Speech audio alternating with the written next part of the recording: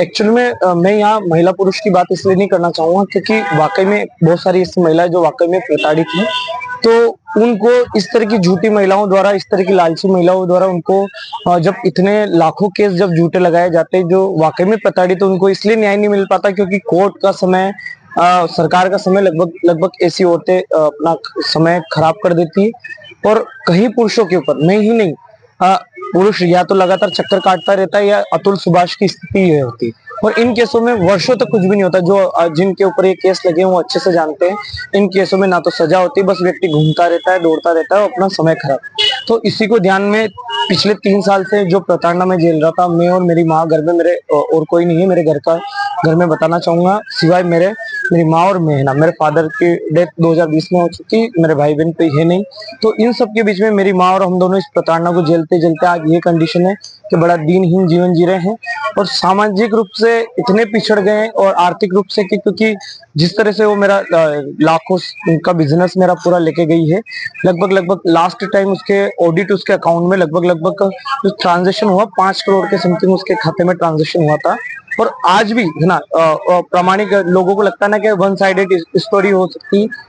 मैं एक एक साथ कई कई चीजों को साधने के लिए आया हूँ कि एक मेरा विरोध इन्हीं के यही करूंगा तो कहीं कहीं मेरी खबर को मुझे सुना जाएगा। दूसरा, कई बार हम सोचते हैं ना, बहुत सारे जैसे न्यूज चैनल्स हो गए, प्लेटफॉर्म्स होते हैं, उस पर हम देखते हैं यार कि हम तो वन साइडेड स्टोरी सुन रहे हैं, तो हमको टू साइडेड स्टोरी भी सुनना है। तो मैं भी यही हूँ। मैं मेरे घर से 200 किलोमीटर से अधिक, लगभग लगभग ये 230 किलोमीटर दूर है। मैं यही आ गया हूँ ना, मैंने यही आके स्टार्ट किया ताकि मेरा तारीख करने, बार बार मुझे तारीख को बुलाती और खुद स्वयं आती नहीं है। तो मैं इसलिए यहाँ रुक गया हूँ कि ताकि मेरे को तारीख करना भी आसान हो। दूसरा, जिन लोगों को लगता है कि वन साइडेड स्टोरी, वो दोनों को बिठा के टू साइडेड स्टोरी भी सुन ले, ताकि हमारे जो प्रामाणिकता है, जो सत्यता है, वो पूरी बनी रहे ना, लोगों में भ्रम ना फैले। क्योंकि आजकल क्या होता है, हर व्यक्ति सोचता है कि वीडियो देखने के बाद कि यार हमको तो सेकंड पक्ष भी सुनना है ना। मेरे पास सारे एविडेंस होने के बावजूद भी एक कोर्ट का एक प्रोसीजर रहता है, एक प्रॉपर एक प्रोसेस होती है। मैं पूरे न्यायालय का सम्मान करता हूँ, इसलिए मैंने एक चीज अपने इस प्रकल्प में एक नाम लिखा है, जब तक नहीं मिलता न्याय तब तक उबलती रही। जब तक न्याय नहीं मिलेगा तब तक मैं यही रहूंगा, चाय उबालूंगा।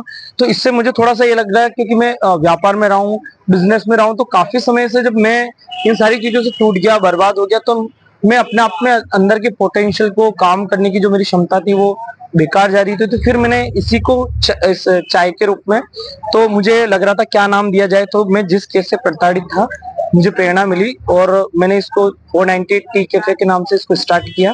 साथ ही मेरे कुछ मित्रों ने मेरी आर्थिक रूप से सहायता करी और मैंने इसको ट्रेडमार्क भी करवा दिया है 490 को। और भविष्य में इस प्रकल्प के माध्यम से मैं अन्य लोग अपने पीड़ाओं का लोगों तक पहुंचा सकते हैं, अपनी बात रख सकते हैं। और मैं चाहता हूं कि